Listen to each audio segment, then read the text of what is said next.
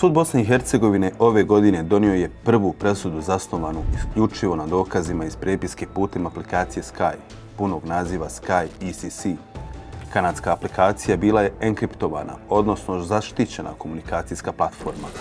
Uglavnom se koristila u kriminalnim krugovima za slanje šifriranih poruka kojima se ne bi moglo ući u trag.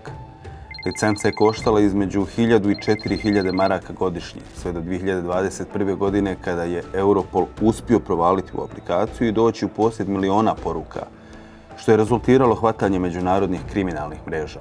Među njima su i one sa Balkana. Donosimo vam detalje iz prvostepene presude u Bosni i Hercegovini protiv člana međunarodne grupe koja je transportovala drogu u države Evropske unije. Plan je uključivao Bosnu i Hercegovinu, Srbiju, Kosovo, Hrvatsku, Njemačku, Nizozemsku, ali i Rusiju.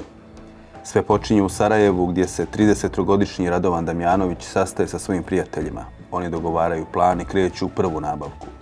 Krajem novembra 2020. godine Damjanović kombijem nizozemskih registarskih oznaka odlazi u Novi Pazar u Srbiji. Kombi vozilo predaje nepoznatoj osobi koja ga dovozi do Kosova i vraća vozilo sa drogom marihuanom složenom u kesama. Damjanović je 100 kg marihuane prevezao do Bosne i Hercegovine i potom u Hrvatsku, a odatle se uputio u Njemačku. Jedna poruka, razmijenjena u tom putu preko Sky aplikacije, glasila je: vozi do Bosne i Hercegovine, sutra prelazi prema Njemačkoj, 100 kg ide večeras, predaje u Njemačkoj, javi kada si prošao granicu.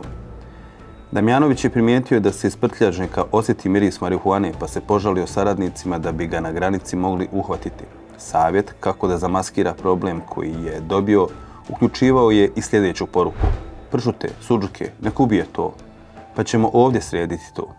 Još jedan od problema bio je loše paketirana roba koja se vidjela u slučaju pregleda vozila, ali prvobitni transfer prolazi neotkriven. Njemačka nije trebala biti jedina destinacija u Sky prepiskama. Organizatori planiraju slanje robe za Nizozemsku i u 2 navrata navode da će poslati probnu robu za Rusiju. Moraš da ubaciš makar 1 kilogram da vide ovi robu za Rusiju, glasila je jedna od poruka.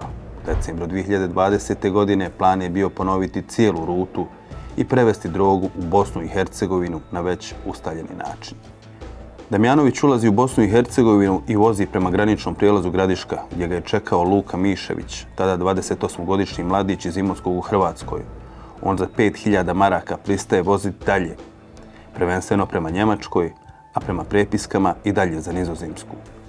Mišević je međutim 12. decembra 2020. godine pregledan na granici između Bosne i Hercegovine i Hrvatske, a granična policija Hrvatske pronalazi 109 kg marihuane u kombiju.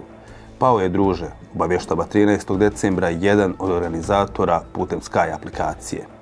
Damjanović je skoro 3 godine bio nedostupan BiH pravosuđu, a njegovi saradnici su uhapšeni 1,5 godina poslije i protiv njih su na sudu Bosne i Hercegovine podignute optužnice. Tokom procesa protiv Damjanovića njegova odbrana je pokušala osporiti legitimnost Sky aplikacije. On je u augustu 2025. godine osuđen na 2,5 godine zatvora, a njegova advokatica je za Detektor rekla da će uložiti žalbu na prvostepenu presudu.